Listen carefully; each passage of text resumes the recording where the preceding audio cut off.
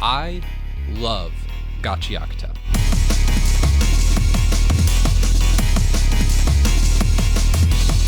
It is definitely the most unique manga I've read up until this point, with the previous top most unique manga I've read was Hell's Paradise. And today I just wanted to sit down for a few minutes and talk about why, because the anime is coming out in about 8 days from now, which I'm very excited about, and I just want to praise this series and its creators for a minute. So Gachiakuta is a manga series that is written and illustrated by Kei Urana, and though she is the main author and artist, she also has someone who does the graffiti design for the series, whose name is Hideyoshi Ando. Anyway, both great people. There's an interview somewhere on the Gachiakuta anime channel about like how they started making the series, how they work together, and it's amazing. But I want to talk about the series itself. First of all, I want to get this out of the way. Kei Urana is the successor to the author of Soul Eater and Fire Force. She actually was an assistant on Fire Force. But I heard somewhere recently that when she was little, she loved the anime Soul Eater, which was by Studio Bones. And she would always talk about how she dreamt of a day where she could create a manga and not only have it take off, but have it get popular enough to get an anime exclusively by Studio Bones. So that's important to note. Soul Eater by Studio Bones, and the author, I don't remember his name. I feel like I should look that up. Hold on. I'm gonna look up his name real quick because I want to know what I'm talking about. Okay, Atsushi Okubo. Atsushi Okubo was the author for Soul Eater, which inspired Kei Urana to make a manga, and she wanted it animated by the same studio that did Soul Eater. And now, fast forward, I don't know how much time later, she eventually gets recognized by Okubo and becomes his personal assistant on Fire Force, which was his next manga to release, as far as I know. I don't know if he released something in between or not. But that's amazing. Like, imagine the person you look up to for, like, creation and stuff, like, just suddenly wants you to work with them. That would be an honor. I feel like I would lose my mind if the author of Hell's Paradise or even Kei Urana, the author of Gachiakuta, reached out to me and asked me to help them to work on the series. I would actually lose my mind because I look up to both of them a lot. And I'm gonna make a side point about Hell's Paradise because I like Gachiakuta for similar reasons I like Hell's Paradise. So first, Gachiakuta. I'm gonna get into minor spoilers for the series, so if you want to read this blind, I highly recommend you do. It is a phenomenal series, and as I said before, I have never seen anything like it. Gachiakuta, which the name translates to literal garbage, which I really respect that because, like I said, I want to make a series one day. And one thing I struggled a lot with was the title, because I didn't know what to call it. I didn't know what would fit.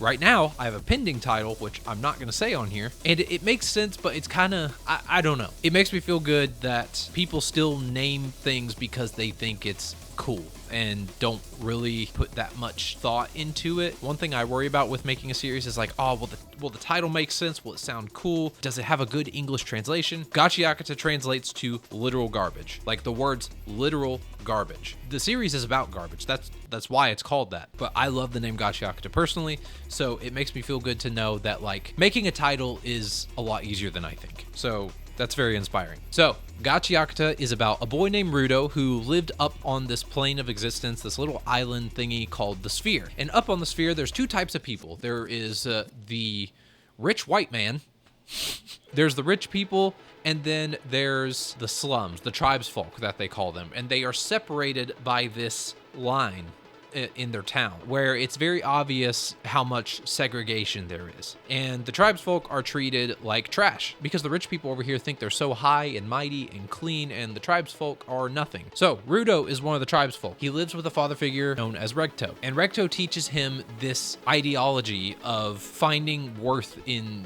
things. A common theme throughout the series is finding worth in things other people disregard. So, for example, right off the bat, the tribesfolk, they're valuable because they are human beings, but the rich people don't seem to think so. They think they are just literal garbage and just treat them like garbage. But I'm going to butcher the whole point of this series, so I'm going to go ahead and read from the first chapter. The first chapter opens saying, "They say that when an object is well loved, it is eventually imbued with a soul. So then what about garbage? Trash that's been thrown away. What is that imbued with?" So the whole series is basically about finding value in things you normally wouldn't find value in. And I'm not going to get into detail, but the rich people punish people on the Sphere by throwing them into something called the Pit. They basically get exiled from the island and drop down this terrible cliff with who knows what's down there. Now, again, here are the minor spoilers, but it's just part of the plot. Eventually, Rudo is accused of a crime he did not commit. So, as punishment, the high and mighty, self-righteous, they tie him up, hold him over the cliff, and they drop him. Rudo thinks this is going to be the end for him. And of course, by now, he is full of vengeance and hatred for the people up on the sphere. But when he's dropped down, something interesting happens. He is somehow transported to this whole new world. He crosses something called the border, which divides the lands known as the sphere and the ground. But eventually, Rudo hits the ground. He survives his fall, and down there is nothing but garbage, desolation, these giant monsters called trash beasts, and eventually he finds people. People live on the ground, and he meets a group of people called the Cleaners, who basically are hired to exterminate the trash beasts on the ground and protect the humans that are living on the ground. But as the series goes on, as with most series about monsters, monsters do not become the only problem. There eventually are other humans known as the Raiders who are after Rudo for some reason and just want to cause all kinds of havoc and are very interested in, for some reason, his ability to cross between the sphere and the ground. That is all the information I'm going to give you on the plot. Now, what I love about this series is the art style. The art style so blows my mind. The closest thing I can compare it to is like what the characters look like in the PlayStation 2 game iToy. And obviously you can see some of Okubo's influence in her art style. And I love the graffiti in it. I think everything in it just looks so edgy and cool. And I love the rings in Rudo's eyes. I think his character design is super unique. Like, he has black tips in his white hair.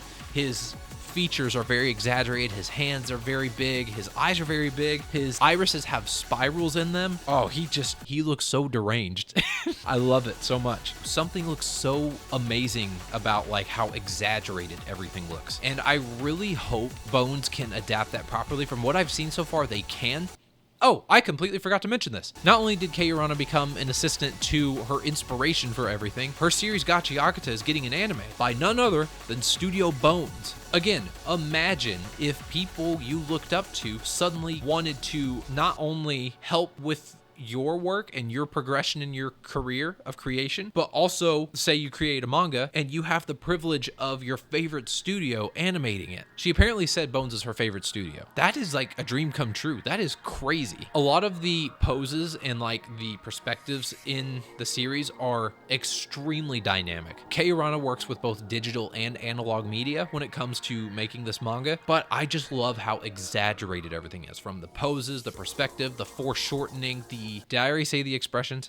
I don't know if I said that already. I'm moving too fast. But everything just looks so insane. Like, the closest thing I can compare it to is Y2K. It's just a very fresh style, and it's something I haven't seen in a long time. And now, the next reason I like Gachiakuta is how ominous the world is. And this is the part where I'm going to bring up why I like Hell's Paradise as well. Hell's Paradise is about a man named Gabimaru who is on death row because he was this high-profile ninja dude who wanted to leave his clan because he wanted a quiet life with his wife. His higher-ups didn't like that, so they charged him for treason. They sent him on death row, but his executioner said, hey, you have a way to get out of death row and see your wife again. Not only that, but you would receive a full pardon and protection from this clan. All you have to do is go to this island that we say is paradise, but it's actually hell. See what I did there? And it's full of monsters. You need to retrieve this thing called the Elixir of Life, bring it back to our leader, and he will grant you freedom, basically. What I love about Hell's Paradise is, again, the ominous atmosphere to it. This and Gachiakuta, though they're in different styles, they're both so dreamlike. Like, it's a fever dream. There's this one panel in Gachiakuta. I will never forget the first time I saw this. I read this series a year after it released. It released in February of 2022. I didn't start reading it till January 2023. The first thing I heard about Gachiakuta was actually this specific panel right here. I saw this panel on Instagram when the manga first came out, and I just fell in love with the art style immediately. It looked so dark and gritty, and this perspective is just so different from what I normally see in anime and manga. And again, more than anything else, I really like the character designs in this series. They're very unique, and I have not seen anything like it. So, very first time I was exposed to Gachiakuta, this was the panel I saw, and I was like, oh wow, I need to read this one day. And then I didn't. Until about a year later, in January 2023, I started reading this series. This was before it even had an English physical manga release. And I remember right away falling in love with the whole concept of Rudo falling into this new world and this little land he sees for a brief moment, the border, and he sees this giant creature in the distance. I love ominous shots like this so much. Like, I love in movies when there's a silhouette of a creature, but the creature is not fully acknowledged. I especially love this with media that use the ocean. So for example, there's a game called Endless Ocean, which I'm going to talk about one day on here. It's a game where you're a scuba diver and you get to click on fish and you get to learn about them, and it's really cool. One thing people don't talk about in the game is it's actually pretty scary because you're just swimming in the ocean, and like as you approach things, it's all dark blue depending on how deep you are, and you see things in the distance coming at you. If you have submechanophobia, you should not play this game. But I personally love that vibe, especially with like very massive creatures. There's a chapter in One Piece where there's these creatures called, I don't know, the Florian Triangle, I think it was. And there's a chapter where it shows these massive shadows, and they are never acknowledged again. To my knowledge, they don't acknowledge them at all. Like they show up one time on screen, it doesn't explain what they are, and the series just goes on. Now, Gachiakuta doesn't do that. Here, eventually this thing we see in this panel is eventually revealed. But this shot right here, oh my gosh, it's everything I want in media, especially in like edgier, like horror type media. Hell's Paradise goes a very similar route. Everything just looks like a fever dream. And the manga I want to create, I also want to give that same aesthetic. Given I started writing my series when I lived with my friend Bryce. I remember vividly the day I started writing it. It was in March of 2022. So it was during the second half of our lease. And I remember staying up till 4 a.m. writing down all the core details, and then I had to go to work like 3 hours later. It was a mess. That next year, that next January, I read Gachiakuta for the first time. It's weird because Gachiakuta's art style that I saw on Instagram inspired my series, but the plot of Hell's Paradise also inspired my series. And I read Hell's Paradise in 2020. I am inspired by both of these series, Hell's Paradise and Gachiakuta. And Gachiakuta's art style is just so unique. I love the concept of like characters going to a foreign land. I'm obsessed with a concept called the backrooms. I know that's old news by now, liminal space, things like that. I love that type of aesthetic. I think it's very eerie, ominous, and in a way nostalgic. And I don't know why, but Gachiakuta just captures that for me. Even though Gachiakuta is supposed to be the vibe of more so an underground city with a lot of graffiti and edginess, maybe jet set radio playing somewhere, it still gives like that feverish dreamcore feeling to me sometimes, which I don't know if that was the goal, but that is how it resonates with me. So anyway, I'm getting ahead of myself. I want to talk about the anime. The anime is being produced by Studio Bones. I'm really excited about this series. I was so nervous when I found out it was getting an anime because way too often I see a manga series I really, really like and I really respect their creators, and then I just see them kind of get screwed over by a studio, whether that's because the studio didn't care or the studio didn't have enough time because they were in the middle of crunching so many projects in the middle. I'm talking to you, Mappa. I'm talking to you. So I was really nervous when I heard Gachiakuta was getting an anime, let alone by Studio Bones. I love Studio Bones because they made Mob Psycho, they made Mob Psycho. No, I know they made My Hero Academia too. I don't really watch My Hero Academia. I stopped watching it after halfway through season 6 just because I feel like I wasn't getting anything out of it. And that's okay if other people like it. It's just not my cup of tea right now. And that could change. My opinion is subject to change. Or it could entirely have to do with them fumbling the My Villain Academia arc. And of course, that has nothing to do with the actual efforts of the animators in the studio. This is a little side point, but when people talk about how bad animation is, I think they need to remember a lot of the times it's not up to the actual animator. Like there's an animator, Vincent Chansard, who worked on a cut from My Hero Academia, and it was a great cut. It was marvelous. And then Bones chose not to use it. So at the end of the day, no matter what the animators can or can't do, it's about the higher ups in the production committee. So the case being for My Hero Academia, My Hero Academia's animation would probably be a lot better if they had more time and talent in the middle of it. The problem is they don't have enough time because they keep releasing a movie alongside a season every year, and the talent that is usually in the TV anime is put on the movie. So they don't have the same staff, and even when they do have the same staff, they're under a severe time crunch. That's why I was really nervous when I first heard this was going to get animated by Studio Bones, but it looks like it's in good hands. I looked at the staff list, and oh my gosh,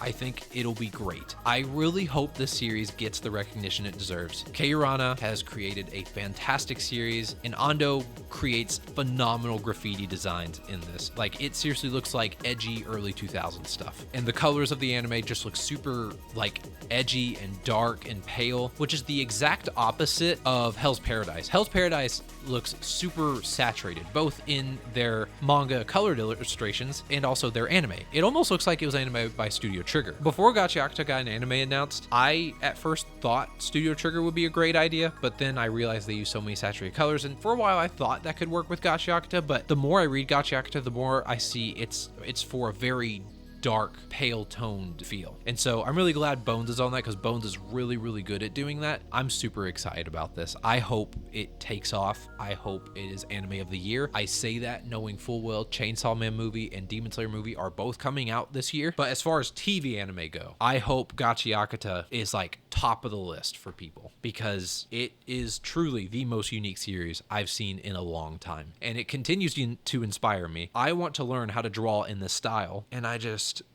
it blows my mind. People who create stuff like this blow my mind, and they inspire me a lot. So I just wanted to talk about the things I love about Gachiakuta without spoiling it, and I'm looking forward to the anime. I hope you all are too. I hope you watch it. At the time of recording this, it comes out in 8 days, because today's the 28th. It comes out on July 6th. I already did the math. It'll come out around 11 a.m. on Sundays. That's all I got. Thank you for listening. My voice is very coarse because I just got done screaming about the Demon Slayer trailer, and now I'm yapping about Gachiakuta, and neither of these videos are scripted, and I don't know if I have anything else to say. But thank you for watching, thank you for listening, and I guess I'll see you all in the next video.